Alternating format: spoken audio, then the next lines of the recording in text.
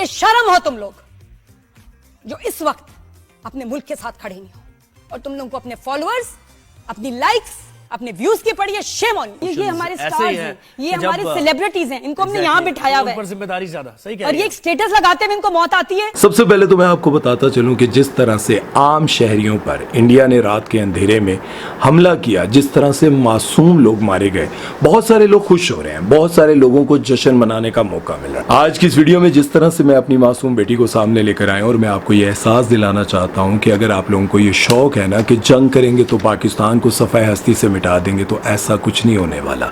जिस तरह से आपके यहाँ मासूम लोग और मासूम बच्चे मारे जाएंगे, उसी तरह से हमारे यहाँ मासूम लोग और मासूम बच्चे मारे जाएंगे। कौन कौन से एक्टर्स अब इंडिया के खिलाफ बोल रहे हैं वो भी आज की इस वीडियो में मैं आपको बताऊंगा, लेकिन उसके साथ साथ एक इंडिया के ऐसे बच्चे का बयान आप लोगों को सुनवाना चाहता हूं जिसने हर तरफ बहुत सारे बड़े बड़े एंकर्स जो कि चाहते हैं कि अपने अल्फाज से दहशत फैलाई जाए, दहशत गर्दी फैलाई जाए, लोगों के दिलों में नफरत फैलाई जाए। ये बिहार का बच्चा मोहम्मद कैफ, इससे ये सवाल किया जाता है कि पाकिस्तान मुर्दाबाद, उसने कहा नहीं, पाकिस्तान जिंदाबाद। इसके जवाब में रिपोर्टर ने उस मासूम बच्चे को कहा कि तुम्हें शर्म नहीं आती, हिंदुस्तान में रहते हो, हिंदुस्तान का खाते हो और पाकिस्तान जिंदाबाद कहते हो। वो कहता है कि मैं हिंदुस्तान भी जिंदाबाद कहता हूं और पाकिस्तान भी जिंदाबाद कहता हूं। हर आम इंसान को जीने का हक है, किसी को हक हासिल नहीं है कि किसी को मार दिया जाए, बेगुनाह कत्ल कर दिया जाए, चाहे हमारी तरफ से हो चाहे आपकी तरफ से हो। क्या आप लोग बर्दाश्त करेंगे कि आपके इस तरह के मासूम बच्चों को बेगुनाह मार दिया जाए, रात को सोते हुए, और आपको पता ही ना चले आपके ऊपर मिसाइल फेंका है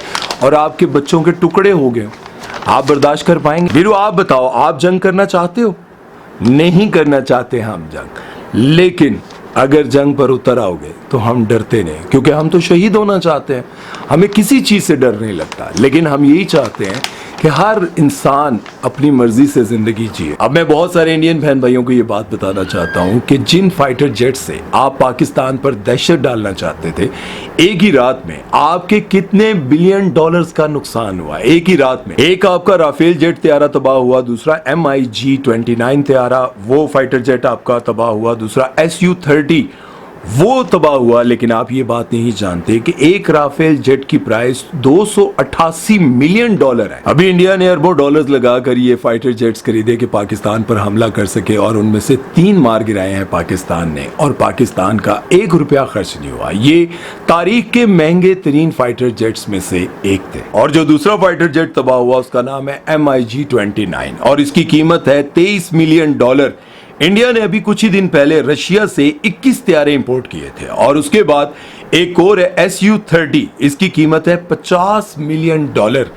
एक ही रात में आपके अरबों डॉलर का नुकसान हो गया। और वो कौन पैसा पे करता है? आप आवाम पे करती है, जिनको सिर्फ ये बताया जाता है कि पाकिस्तान, चाइना हमारा दुश्मन है, इसको मारना है, इसको खत्म करना है। रात के अंधेरे में मासूम लोगों पर हमला करने के बाद सबसे पहले पाकिस्तानी एक्ट्रेस नादिया खान बहुत ही गुस्से में बोली है, और उन्होंने बहुत सारे फनकारों को भी ललकारा और कहा कि अपने ड्रामों के व्यूज, अपने फॉलोअर्स, अपने लाइक्स के चक्कर में मासूम लोगों के हक में आवाज नहीं उठा सकते। शर्म करो, सिर्फ ये चाहते हो कि तुम्हें कब इंडिया बुलाया जाएगा और कब तुमसे दोबारा काम करवाया जाएगा। तुम्हें अगर थोड़ी सी भी शर्म है तो पाकिस्तान के हक में बोलो। अगर बॉर्डर पर जाकर तुम्हें लड़ना पड़े तब तुम्हें पता चले कि पाकिस्तान में आजाद रहना और आजादी की कीमत क्या है। अभी हानिया आबिद ने कल ही एक नई बिल्ली ली थी और उसका नाम उन्होंने ऐश्वर्या रखा था। लोगों ने कहा कि हानिया कितना और गिरोगी, शर्म कर लो।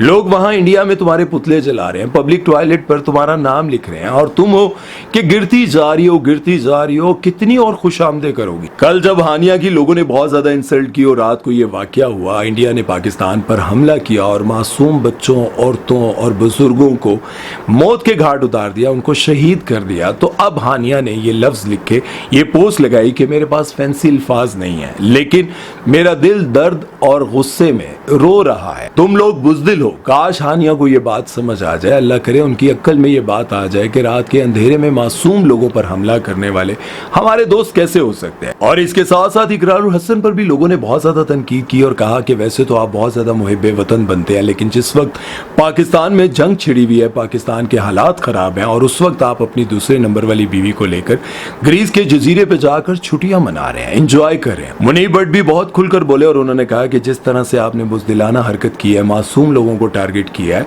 अगर आपने लड़ना है तो हमारे जवानों से लड़े, जो हथियार उठाकर खड़े हैं उनसे लड़े, मासूम लोगों को क्यों टारगेट किया जाता है। और पाकिस्तानी एक्ट्रेस उर्वा हुसैन के बयान ने तो मेरा दिल ही खुश कर दिया। ऐसा वो बोली है, यकीन करें उनके बयान को सुनकर तो मेरा दिल खुश हो गया। उन्होंने कहा कि जब कोई इंसान किसी को अपने घर से एक बार निकाले तो वहां दोबारा जाने का दिल नहीं करता, लेकिन हमारे फनकारों को शर्म ही नहीं आती कि कई बार वहां से निकाले जा चुके हैं लेकिन आज भी पाकिस्तान के हक में आवाज नहीं निकालते। लोग ये कहते हैं कि पहले उर्वा को अपनी बहन को समझाना चाहिए जिसने इंडिया में जाकर गंदी फिल्म की। बाकी उस फिल्म में बहुत ज्यादा गंदे सीन्स थे, लेकिन उर्वा अपनी जात की खुद मालिक है, वो अपने लिए खुद बोल सकती है, अपने पाकिस्तान के लिए खुद बोल सकती है और मावरा खुद अपनी जिंदगी की मालिक है। वो चाहे तो बोले, ना चाहे तो उसकी अपनी मर्जी, लेकिन उर्वा ने अपने शोहर और अपनी बहन को भी खरी खरी सुनाई है। जाहिर है कि अपनी बहन को ही सुना रही थी कि अगर कोई आपको अपने घर से एक बार निकाले, दो बार निकाले तो कैसे दिल करता है। आपको शर्म नहीं आती कि अगर कोई आपको अपने घर से निकाल रहा है और रातों रात निकाल रहा है और आप फिर वहां पर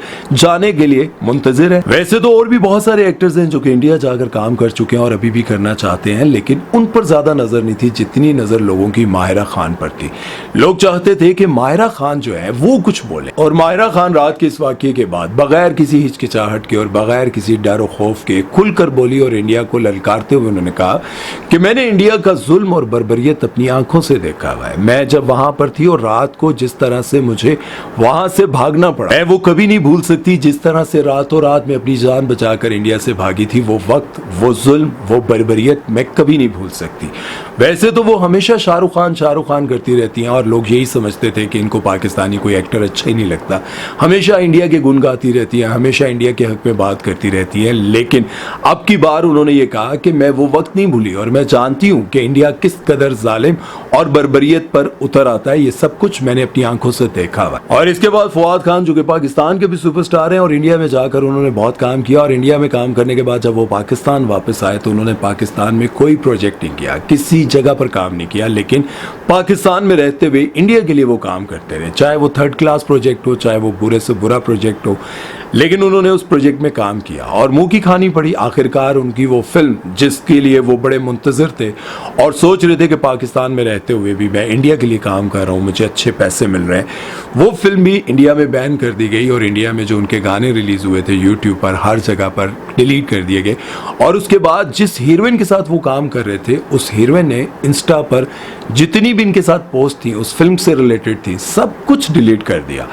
ये था आपका और उनका साथ। लेकिन जब इन्होंने देखा कि पूरे पाकिस्तान में हर जगह सोशल मीडिया पर मुझे बुरा भला कहा जा रहा है और कहा ये जा रहा है कि पाकिस्तान के हक में आप आवाज़ नहीं उठाते, पाकिस्तान में रहते हुए, पाकिस्तान में खाते हुए, पाकिस्तान से अपना नाम बनाने के बावजूद आप इंडिया के खिलाफ एक लफ्ज़ नहीं बोले, आखिर क्यों? तो उन्होंने बड़ा डिप्लोमेटिक सा एक जवाब दिया और कहा कि मैं इंडिया के इस हमले को कॉन्डेम करता हूँ, लेकिन मेरी लोगों से ये गुजारिश है कि हेट ना फैलाएं और इंडिया के खिलाफ इतना ना बोलें कि हालात ज़्यादा ख़राब हो जाए। वाह क्या बात है। लेकिन मैं एक बात कहूँ, अगर आप यही बात अच्छे तरीके से कर देते कि अगर हम लोग इस कदर जंग के लिए तुले हुए हैं, चाहे पाकिस्तानी हो चाहे इंडियन हो, अगर हम जंग के लिए इतने ही बेताब हैं तो नुकसान होगा। जंग होगी तो मुल्क तबाह होगा, नफा किसी को नहीं होगा। जिस तरह से मैंने आपको बताया कि एक ही रात में इंडिया ने अरबों डॉलर का नुकसान किया है, अरबों डॉलर का। वो ये समझ रहे थे कि जो जेट हमने इतने महंगे खरीदे हैं और इतने कमाल के हैं, कोई इसको पकड़ नहीं पाएगा, और वो चंद ही सेकंड में अरबों रुपए का नुकसान, मलबे का ढेर बन गए। तो वो बहुत बड़ा मैसेज था। लेकिन यहां पर उन्होंने जिस तरीके से बात की वो लोगों को बहुत बुरा लगा। लोगों को यूं लगा कि फवाद खान अभी भी इंडिया की तरफदारी कर रहे हैं और वो कह रहे हैं कि इंडिया की बुराई ना करें। लेकिन अगर वो यही बात अच्छे तरीके से कर देते, देखिए हो सकता है कि उन्होंने इस अंदाज में कही हो कि यार ऐसी बातें ना करें जिससे जंग छिड़े, ऐसी बातें ना करें जिससे दोनों मुल्कों के लोग एक दूसरे से और नफरत करने लग जाए। मैं खुद भी जाती तौर पर कभी नहीं चाहता। जैसे कि मैंने आपको शुरू में मोहम्मद कैफ का बताया कि उस बच्चे ने क्या कमाल का जवाब दिया उस होस्ट को, और मैं ये समझता हूं कि उस बच्चे ने उस होस्ट के मुंह पर भिगो कर जूता मारा, उसको शर्म आनी चाहिए थी। एक और पाकिस्तानी एक्ट्रेस हैं जिनका नाम है अनुषा अशरफ। उनके बयान से लोगों को बड़ी तकलीफ हुई, लोगों को बहुत बुरा लगा और लोगों ने उनको अच्छी खासी सुनाई भी है। वो कहती हैं कि शाहरुख खान की तस्वीर लगाई और कहा कि शाहरुख खान सुपर सुपरस्टार हैं, मेरे लिए सुपरस्टार हैं और मैं इनको कभी बुरा नहीं कह सकती। पाकिस्तान अपनी जगह, पाकिस्तान से मोहब्बत अपनी जगह, शाहरुख खान से मोहब्बत अपनी जगह। अब जब उन्होंने ये कहा तो लोगों ने उनकी दुर्गट बना दी। आप इंडियंस को ये बात पता ही नहीं होगी कि वहां से मिसाइल मारे गए मासूम लोगों पर। आप यही बात सोचें कि अगर यही मिसाइल आपके मासूम लोगों पर मारे जाते, 48 का जवाब दिया जाता, 24 के बदले 48 मारे जाते, तो उनमें से आपके मासूम बच्चे होते तो क्या बीतती। जो समझदार लोग हैं वो मेरी बातों से एग्री करेंगे, जो समझदार नहीं है वो बस बुड़बुड़ाएंगे और चले जाएंगे।